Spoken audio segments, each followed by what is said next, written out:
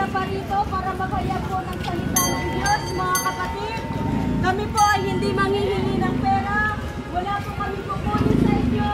Lalong-lalo na po ng pera. Kami po ay naparito para po magayag ng salita ng Diyos, mga kapatid. Sapagkat meron pong nakasulat sa banal na kasulatan. Sabi po sa Lucas, chapter 11, verse 28, sabi ng Panginoong Jesucristo, mapalad ang mga nakikinig ng salita ng Diyos at tumutupad sila. Ang mga tunay na pinagpala ayon sa salita ng Diyos, ayon sa Panginoong Jesucristo, ay yung mga taong nakikinig ng salita ng Diyos at hindi lang po pinapakinggan, kundi ipinapabuhay ang salita ng Diyos, mga kapatid.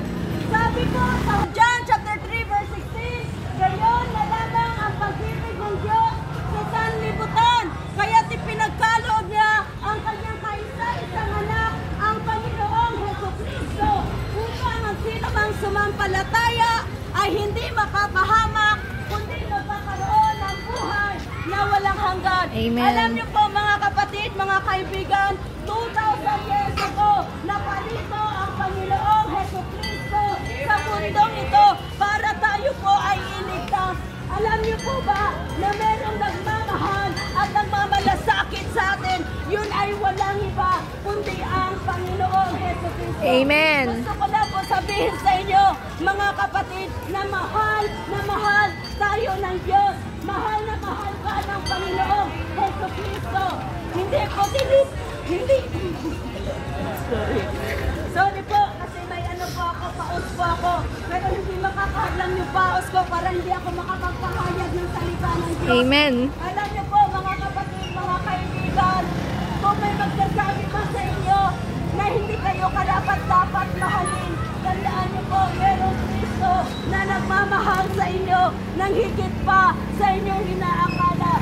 Meron po nakasulat sa Isaiah chapter 59 verse 2. Ang sabi po doon, ang kasalanan natin ang siyang naging dahilan kung bakit tayo napalayo sa Panginoon. Alam niyo po ba, yung mga kasalanan na ginagawa natin, yan yung naging dahilan kung bakit hindi marinig ng Diyos yung mga panalangin natin. Yan yung naging dahilan kung bakit hindi makagawa ang Diyos na pag-ahihimala sa buhay natin.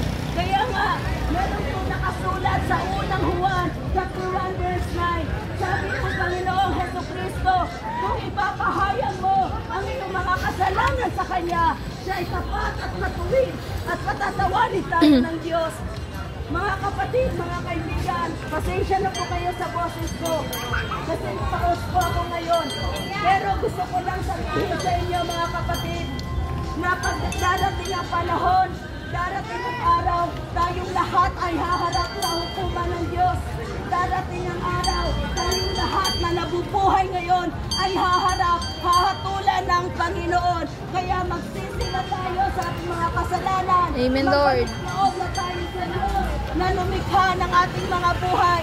Ang buhay natin ay galing sa Diyos at pagdating ng araw ay ibabalik rin natin ito sa Panginoon. Kaya ngayon pa lamang, mga kapatid, mga kaibigan, magbalik loob na tayo sa Panginoon. Ipagamit na natin sa Diyos ang mga buhay natin. Alam niyo po, walang kasiguraduhan ang buhay sa mundong ito.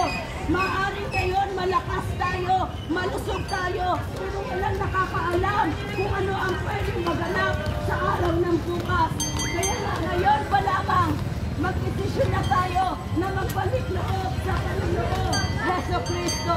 Mga kapatid, mga kaibigan, si Kristo po ay namatay sa krus para sa ating mga kasalanan. Namatay ang walang kasalanan para sa mga makasalanan. Kaya ngayon, dahil ibinigay ni Kristo yung buhay niya para sa atin, ialay din natin ang ating mga buhay sa Kanya hanggat Amen. hanggat malakas pa tayo, hanggat kaya pa nating maglingkod. Alam niyo po, nakakalungkot kasi akala po ng karamihan sa atin na yung routine ng buhay natin, araw-araw yung gigising tayo, kakain at magtatrabaho, papasok sa eskwelahan, yun lang yung routine na akala ng tao. Ganun lang yung ikot ng buhay natin. Pero alam niyo po ba, wala pong nakakaalam kung sa araw ng bukas buhay pa tayo, malusog pa tayo. Merong mga tao na ngayon po ay buhay, pero kinabukasan, wala na mga kapatid. Alam niyo po kung bakit? Kasi yung buhay natin, hiram lang natin ito sa Diyos. Hiram lang natin sa Panginoon yung buhay natin. Yung lakas na meron tayo ngayon, kaya tayo nakakapagtrabaho, ay dahil sa lakas na kaloob sa atin ng Panginoon.